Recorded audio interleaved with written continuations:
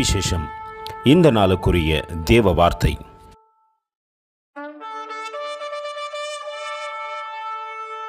The young lions do lack and suffer hunger, but they that seek the Lord shall not want any good thing. Psalms 34:10. యెహోవా యందు భయభక్తులు గలవారి చుట్టూ ఆయన దూత కావలి ఉండి వారిని రక్షించును. కీర్తన గ్రంథం 34:7. சிங்கக்குட்டிகள் தாட்சியடைந்து பட்டினியாயிருக்கும். கர்த்தரை தேடுகின்றவர்களுக்கோ ஒரு நன்மையும் குறைவுபடாது. சங்கீதம் 34:10. அன்பின் தேவ பிள்ளைகளே, கர்த்தரை தேடுவோமானால் நிச்சயமாய் ஒரு காரியமும் குறைவுபடாதபடிக்கு நடத்த அவர் வல்லவராயிருக்கிறார். வனத்திலே இருக்கிற சிங்கக்குட்டியும் தாட்சியடையலாம், பட்டினியாய் கிடக்கலாம். கர்த்தரை தேடுகின்றவர்களுக்கோ ஒரு நன்மையும் குறைவுபடாது. பஞ்சத்திலே தேசம் படுத்து கிடந்தது. ஆனால் ஒருவனுடைய தலையை தேவன் உயர்த்தி வைத்தார். அவரே யோசேப்பு.